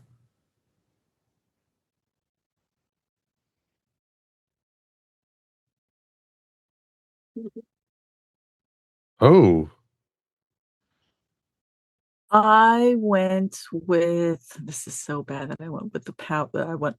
I went with the Witchfinders, and it's going to be terrible because I went with the power yes. of the guest of Alan Cumming, and he was He's so just, good. he's so That's good. legitimate. I mean, That one was almost my pick too. I really did enjoy this I thought episode. about I that thought one. Yeah. I really liked the heck out of it was on my list too. yeah, I mean it's enjoyable. I thought everybody did well. It's not like I Mhm. don't want to bash all the Chibnall ones, all that kind of stuff. But once again, I don't think Chibnall wrote this one. No. Because honestly, because I've always thought to myself, like, the ones that he did not write, I like the best, because it was going to be between this one and Demons of the Punjab, because those are the two I really like. Yeah. He didn't write them. So keep bashing. So anyway, but I liked that it was a timey-wimey one. So we actually went back in time. We used the damn time machine. Everybody, everyone would, it was a great episode.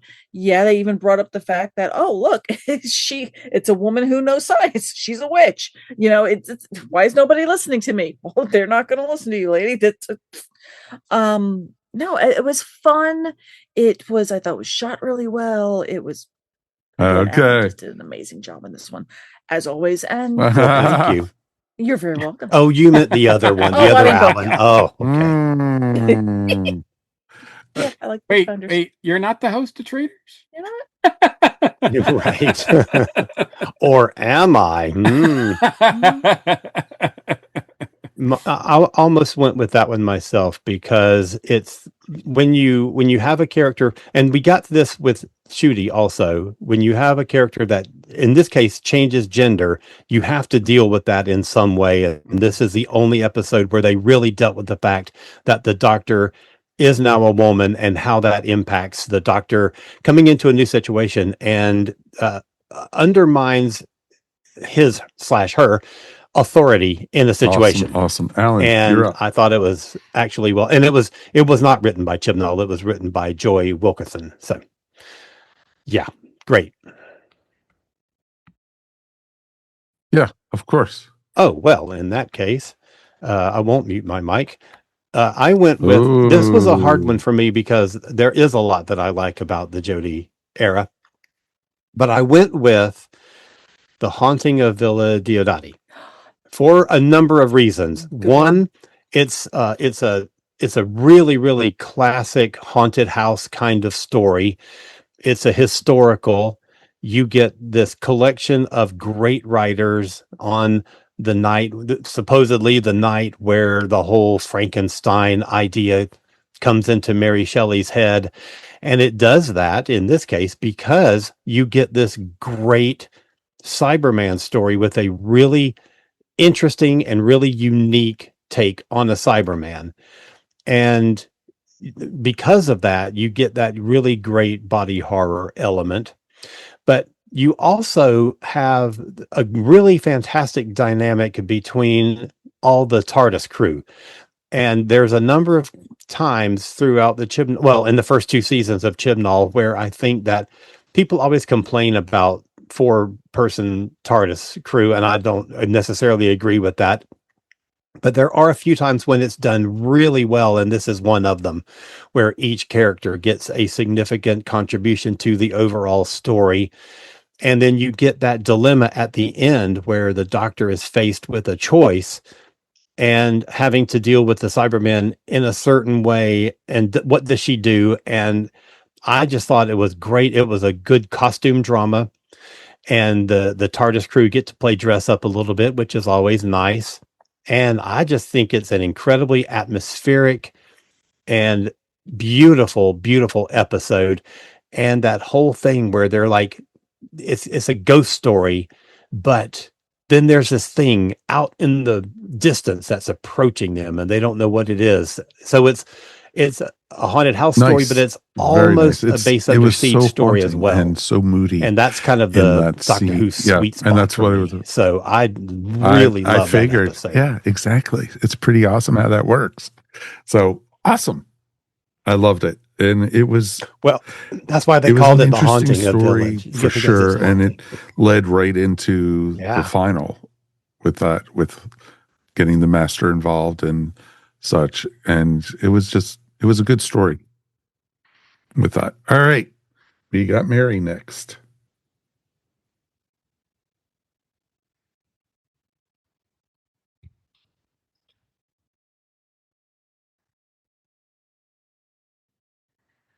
Yeah, you guys pretty much said all my episodes, but I struggled with this one so much because it just did not, this whole series just did not hang together for me at all. And it is not Jodie, who I absolutely loved and who rose above the material. But the stories for me were very clunky. And I just had a lot of trouble relating to them or even getting into them. And I did have some runner-ups, since you guys already mentioned mine. One of them was the Angel story from the Flux era, which only it just anchored me because the great conceit of Jodie turning into an angel, and then they went nowhere with it. But I ultimately will land on, which is funny because I basically went on the same journey as Mikey G, and I landed on one of the Dalek stories from New Year's, only I chose the first one, mostly not because I think the story was so great, but because Jodie's portrayal of the anxiety around dealing with the Dalek was incredible. Her acting I agree performance with was that. incredible. Yep. So for that alone, and also for the steampunk aesthetic, I did like the Dalek building its own casing. I thought that was really creative. Yeah, I did too. It was just a cool aesthetic. So, Plus, but I love the mutant being outside of the casing and yes, doing its own business and taking over. What's her name? I can't remember the actress name. the archaeologist. And that was really nice. Yeah, her name's gone out of my head, but yes, I mean it had the body horror aspect too, which I liked. So apparently, we really love body horror. Yeah, which Yes, obviously you guys do. Yeah. But so I mean, it's not that there's not there throughout the entire Chibnall era. There is. It's not that there isn't stuff to like. There is. There are always these isolated instances of moments that I love, but it did not hang together to me story wise. No, that's totally makes sense. And that's part of the fun of it is, finding the stories that you like. And that story was great because you never saw a Dalek possess people like this before. And, it was like, almost felt like, what was it? Turn left or turn right, sorry, where you had the thing on Donna's back, you had a Dalek on your back instead. Yeah. And it was interesting because the actress who was the first one, the archaeologist, was the woman from the UK version of Ghosts. And so it was pretty fun to see her in a different role. And I liked the 3 different Dalek stories they did. And, even the one with Captain Jack was fun. And it was it was a good run of it. Awesome, Mary. For me, I am going to be doing the Demons of Punjab.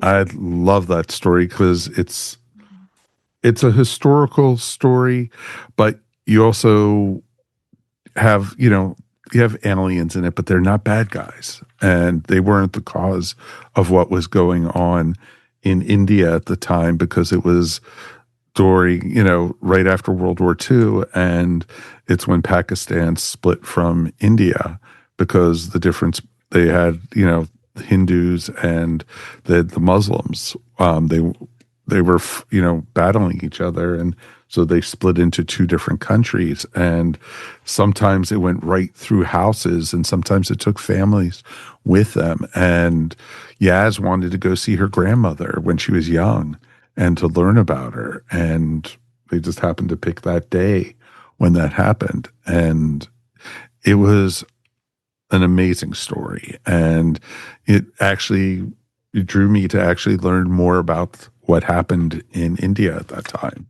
And because it was just a neat story to see. And Jodie acted her butt off in this one. And this is her first season.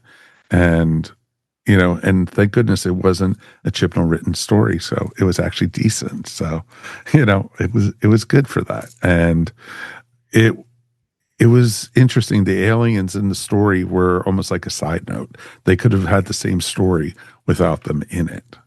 So it was exciting. And we got Graham. So, hey, it was a good thing.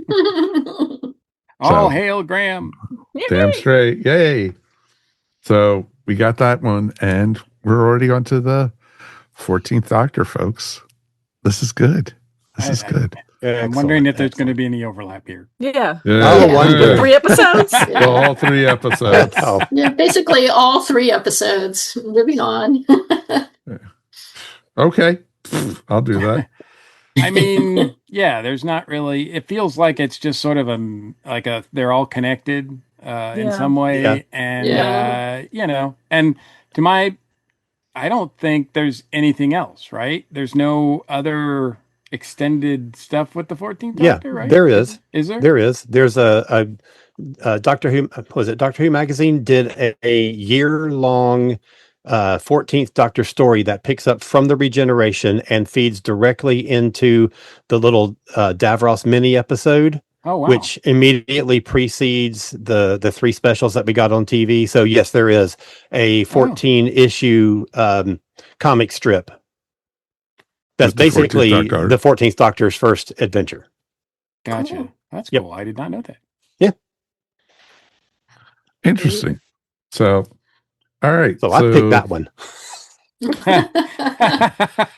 4th thing that I did not know about.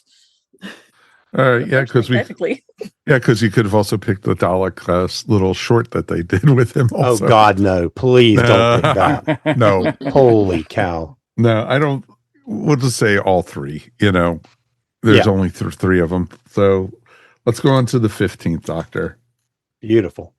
All right, we are to the final Doctor currently, and he's not the final Doctor, folks. But all right, let us start. Let's go back. Alan, you get to go first since you started the first time. Exciting. Okay. So I mentioned earlier that I almost went with Witchfinder because if you have a character that changes gender, deal with it. And they only did it really that one time. If you're going to have an actor who changes skin color, then deal with it. And they only did that really twice. And I absolutely do love this episode. I think it's so much fun, and I think it's really clever and very creative. But it does deal with the race issue, and that is Dot and Bubble. And I thought the whole setup of being so immersed in social media that you don't even look around you when you walk down the street was so prescient.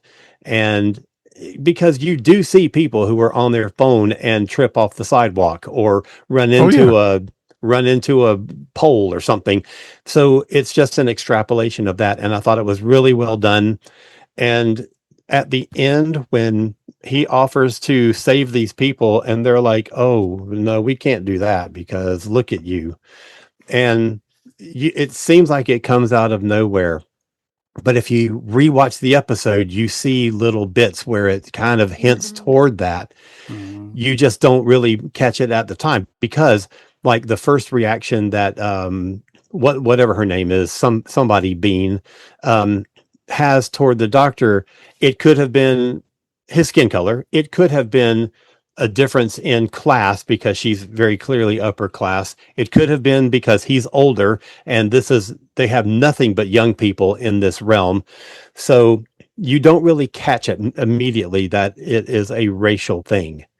And when you get to the end and it is a race thing, and you get that incredible scene that Ncuti just, and this is the first episode that they did with him. They had already shot 73 yards first because he was still finishing up sex education. And so this was the first thing that they did with him. And he comes in and does this scene where he is like in such disbelief that these people would choose to risk walking off into certain death rather than be saved by a man who has a different skin color than them, was absolutely like a showstopper of a performance. And I do love the episode. I think it's an awful lot of fun, and it has that incredible message at the end. So Dot and Bubble is my pick. Mm-hmm. No, agreed. Yeah, and it was so well done. And the racism, it was very subtle until the very end when it slaps you across the face. And even then, some people ignored it. And it was so well written. It was so well done. It was the take on social media. People were being eaten right there on the street. And they had their head in the cloud, basically, not even noticing. And until it was too late. And it was just, and this, what was her name? It was Lindy. That was it. And she was such a horrible, horrible character. And you couldn't, you were trying to find ways to like her, but there was nothing likable about her. And that's the problem with society a lot these days. It's so many people are just having their phone right up to their nose. They don't even see what's going on in their world. And that's what I loved about it. So awesome pick, Alan. All right, let's go on to Mike G. I'm going to go with, I don't know if this is the other story you were talking about, Alan, because you said there was two, but certainly I think it's definitely in play here. But there's so much more going on, which is season 2. Yep. The Story in the Engine. Absolutely. That's a great one. Story in the Engine is just such a uniquely told story about in a way that's not been ever, I think, approached in Doctor Who. And the fact that, they're doing this, to me, is like, this is when I'm watching this, I'm like, this is what Doctor Who should be. Like, this is what I want from Doctor Who. I mean, yes, I like the fun stories with some of the old, villains and stuff like that. And I like a good master story and all that kind of stuff. And there's some fun stuff that happens with Ncuti as well. But this is like pushing this franchise further, pushing this character, like asking the audience to be pushed further, and into stories that they're not accustomed to, opening up this franchise to other, races, people. It's just, to me, so powerful and so well done. And I love stories about stories. I love the power of stories. And, so there's a lot of meta, things going on here, stories within stories within stories. But I just think this comes together so well. And, I think when we found out the show was coming back and Ncuti was the new Doctor and everything like that, and everything that was going to happen, the one thing that I was so hoping that we would get is new ways of telling stories, new things that we had never seen before on Doctor Who. And like, I don't want You know, I don't want the same old, same old. If Doctor Who's about change, I want change. I want things that are different, unique, that I look at and go, oh my God, I've never seen that before. I'm intrigued. And yes, I want quality as well. So don't get me wrong. I don't want it just for the sake of having it in there. But I thought this one was a home run as far as that goes. And I hope whatever Doctor Who's future is in the, like, you know, whatever it is, that we get different things. Like we get something that's totally mind-blowingly different. And more stories like this, please. Awesome. Absolutely. Very much so. That was my initial pick also. So it was a great story. I even like how it tied in to The Fugitive Doctor. And so, and it was, yes. And it was really well done. And I love the stories and the animation on the screen. And it was it was just beautiful all the way around. All right, Melanie, what do you got?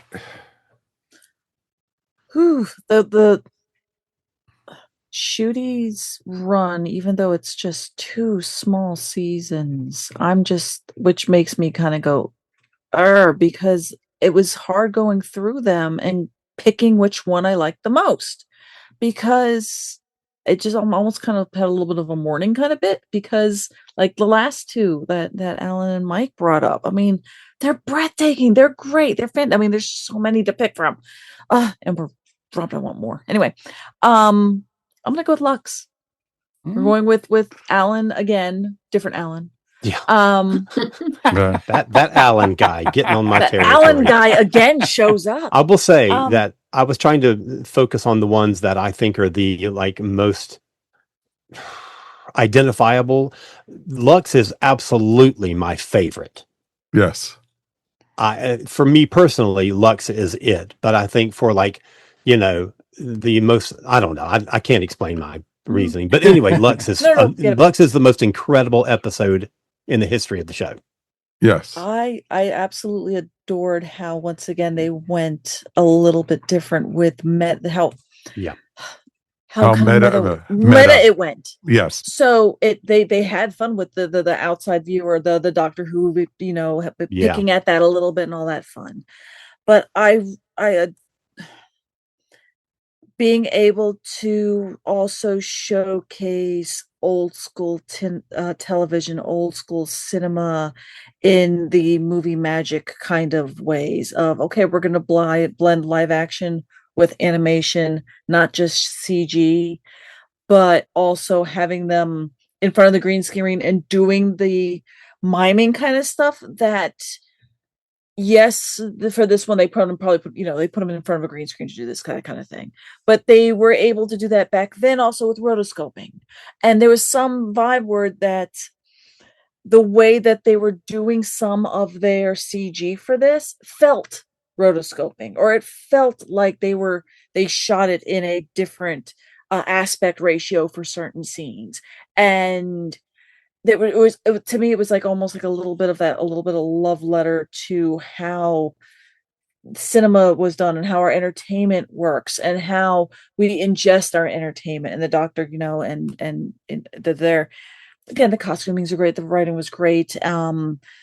I felt so bad for that projectionist, and Lux. Yeah, you didn't feel, trying to help condense this down. You didn't feel seen in that episode at all when he came out into the Whovians. In that one. No. Go ahead. But I liked it was the light, and that he wanted that Lux just wanted a chance to grow, and I thought that was so neat. How this, when they were explaining how Lux was this little beam of light that went into the projector, that kind of was just so neat. In like my first movie, my first job was working in a movie theater, like so many others. So it was neat seeing them show off the magic of just the projector and how people watching this can get lost into this other world, and whereas like this kid, little by little, all these people really did. So I thought it was a wonderfully crafted story. When the first trailers came out and you saw this animated character step off of the movie screen and into the theater, I was like, "Oh my God, I can't wait to see this episode. This is what I want from Doctor Who. Something crazy and unexpected." And then the second trailer came out, and they showed the Doctor and Belinda turning into animation. And I thought, oh, I wish they had not done that. I wish they had saved that for let it be a surprise in the episode. Now they've ruined the episode. Then the episode comes, and I wanted to be surprised. Well, it surprised me in like 20 additional different ways other than just them turning into animation. And I thought it was incredibly brilliant. Oh, yeah. Very much so. I love how they broke the fourth wall completely out the window. And it was just like, wait, I know those people. Those are people I see, all the time at Dragon Con or who I hang out with and watch Doctor Who. And it was just so well done. And I agree, Alan. I love the scene where he walked off the screen. It was just amazing. And like you said, this is what I wanted from a new era of Doctor Who. And we got it. And I thought it was a great, great story. And Alan's voice was awesome. Playing with the celluloid and having it we need to hold it so that it can burn. Yes. I was like, oh, yes. Oh, I like this. That was the most brilliant. I'm not a big Russell T Davies fan, but when he nails something, it is incredible. Midnight is one of those. This one is probably the peak of his achievement as far as I'm concerned. I just think it's an incredibly brilliant episode. Mm-hmm. Agreed. All right, Mary, what do you got? Yeah, this was another one where there was just a wealth of riches to choose from. And I mean, in only 2 seasons, but wow, so many of these episodes hit. And it was kind of hard to decide what I was going to land on. But I almost went with Devil's Court, but I ended up going with Boom, which is the one where the Doctor's trapped on the landmine. Yes. And it's mostly because the body horror. It's mostly how did you know? It's mostly because of Ncuti's performance. Because Ncuti is an extremely energetic Doctor. I mean, in his facial expressions, and he's jumping around, and he's just really, there's a lot of charisma that's really pouring from his character. And in this one, he is forced to be contained. It's like a base under siege story that is just been narrowed down until it's this one person, and he can't even move, even though he does move. But it's just so everything he has to sell it with restrained facial expressions, with his eyes, with minimal movements, and he does it. He completely sells it. You believe that he is in peril, and he has to rely on somebody else to get him out of it. He's got to rely on Ruby to rescue him, and he is not sure about this, but he's gonna do his best. And it is such an interesting exploration of that sort of contained dynamic that we have not seen from this Doctor until that episode. And and also the whole theme of war as a vehicle of profit run by AIs. Well, you cannot get more relevant to our current situation than that. Mm-hmm. So just an all around very, very stripped back and spare, but great episode. Mm-hmm. No, it was agreed. It was a great episode. And, it was interesting because you had those ambulances that were killing people because, you had... Well, it's not profitable to keep you alive. So. No, exactly. Mm-hmm. And that's relevant. And that's where they're going right now with so much in the real world. And you're having companies now, I don't need to keep you around. I could use AI to take your place for a job. Mm-hmm. Or you have, you don't need medical care. It's cheaper to have you die off than me having to pay all your medical expenses. And, it's just crazy. And it was such a very well done. And, again, this could have been very easily a one scene play. And it was just really nicely done. Very cool. Very cool. All right, me to finish it up. I actually did choose The Devil's Chord. Yeah. Yeah, Love that episode. Mike picks the Beatles episode. Oh, Wow. God. Who would have seen that coming? Shocker there, Who would have thought I would have done the music episode? Well, mostly the reason I chose it was because the acting of Jinx Monsoon was just amazing. I loved the maestro from the very opening scene to the very final scene. And I just loved everything about it. It was a fun story. Did I pick it because it was a Beatles story? Maybe a little bit, but not because, they had the worst actors playing the Beatles pretty much. But it was fun.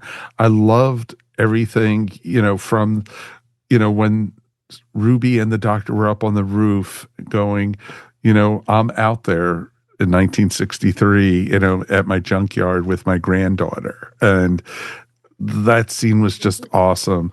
To the people with the music, and there's something that we talked about when we did the Pyramids of Mars episode about, how, if we don't fix things here, it's going to ruin your future. But doctor, I'm from the future. I don't remember that. And they go into the future to show Ruby what could happen. And it was just amazing to see that. And then the scenes with the doctor and the maestro were just amazing. I love the scene where they were crushing Ruby with the notes, and it was just amazing. And the snow started to fall, and which they never went into. RTD just dropped that whole thing, and it was just like, and the maestro going, "That's not right. That's not normal. What's going on?" And it just, threw it off its game, and it was just amazing to see that. There was just so much I liked. The only thing I don't like in it is the dance scene at the very end.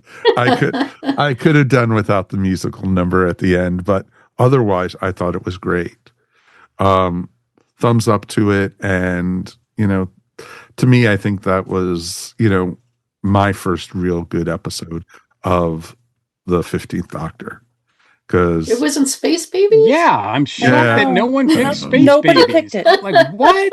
What are we even doing here? I'm also, but you have Rogue, you have 73 Yards, you have so many great stories. Just don't watch it. I almost picked Joy to the World. Really? Yeah. I mean, that one is solid. I think that one is a fun, solid episode. Well, it is. The Doctor's stranded on Earth for a year. That was really well done. And you had its buddy Anita. It was awesome. So, awesome. We definitely would love to hear from you guys at home. What did you guys think of, which stories did, you guys choose for the different new series Doctors? I know a lot of folks who listen to our show are mostly new Who fans. So I'd love to hear from some of you folks at home, and definitely write us. Feedback at earthstationwho.com is the best way to do it. Wow, we're wrapping up already. Finally. So thank you for everybody who's joined us. We made it through all the Doctors. Definitely there's more stories out there to talk about, and we'll be doing it. If we haven't already reviewed them on the podcast, we will be eventually. We're not going anywhere, folks. Let's thank our crew for joining us. Of course, Alan, thank you as always, my friend. My pleasure. Thank you so much for having me on. You want to promote your stuff? Why not? Why you can not? find You can find me at cosmiccreative.com, spelled KOZMIC creative.com. And you can check out my 2 newest Doctor Who books called Time Flight, 65 Years of Doctor Who History. Volume 1 goes from 1960 to 1989, and then Volume 2 goes 1990 up through the end of 2025. So check those out. Most definitely, folks. I've actually picked them up. So Thank definitely you. not a problem. They were, right there on Amazon on my suggestion list. It was like, I know that guy, So it's just like, I know that guy. I'll pick those up for you. So awesome. Nice. Thank you. I appreciate it. Not a problem. All right, folks. Let's thank our regulars for being here. Of course, Ms. Mary Ogle, thank you as always. Thank you. Always fun talking here with you guys. Had a great time. Anything you want to promote or talk about real quick? Well, you can, if you're local to the Tallahassee area, I'm in a current exhibition at Lemoyne Gallery downtown called Through the Fire, so you can see my work there. Or you can find me online at maryogle.com. Awesome. Check it out, folks. She's got some great stuff. That piece that's included in the exhibition that you posted on your Facebook is so gorgeous. Oh, thank you. I absolutely love it. Well done. Glad you're in that exhibition. So that's really cool. I saw it today and I was just like, oh, she topped herself once again. That is awesome. Thank you. And Ms. Melanie Dean. Thank you once again for letting me ramble about Doctor Who here. I love it. Hey, we're all about it. We're all ramblers. It's a good thing. So it's very cool. Where can people find your stuff? You can find me on Instagram mostly now. That's Pieces of Melee, Melee. I finished my 3 murals in the Tampa Bay area. You can go on there and you can look at it. I know. So if you're in the Tampa area, the Met West buildings, the parking garages, I did all the floor murals to match the wall ones I did 5 years ago. So yay! Nice. I'm done. No more painting in 95-degree heat. Are you going to San Diego this year? I'm not, and I have some serious FOMO. So, yeah, so many Dungeon Crawler Carl things I would love to buy, but I can't because I'm. Well, sorry to hear that. Sorry. And last but never least is Mr. Mike Gordon. As always, it's my pleasure. Anything you want to promote, sir? Well, besides all the podcast that I'm part of, for folks in the Atlanta area, August 7th and 9th is our little convention that we call Monsterama, and I am the track director of the literature and comics and art track, and we have a great bunch of programming set up in that track.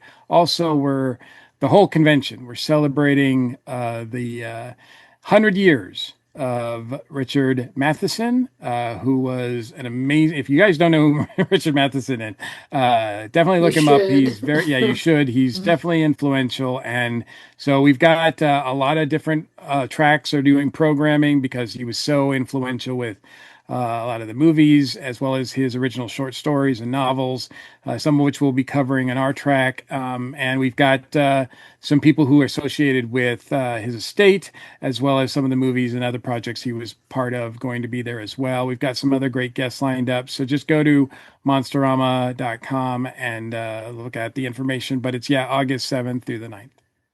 Awesome. On those dates, actually, I wish I could be at Monsterama, but we are headed out and we are going to be doing the world's longest yard sale once again.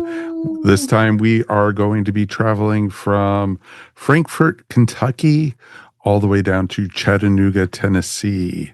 So over to the Saturday and Sunday of the weekend, and it should be a ton of fun. We always find really cool geeky stuff, posters and old toys, old artwork and metal artwork, and even found a couple microphones the last time we went out. So it's kind of fun stuff, and they call it the 127 yard sale, and it goes all the way from Gadsden, Alabama, all the way up to Central Michigan.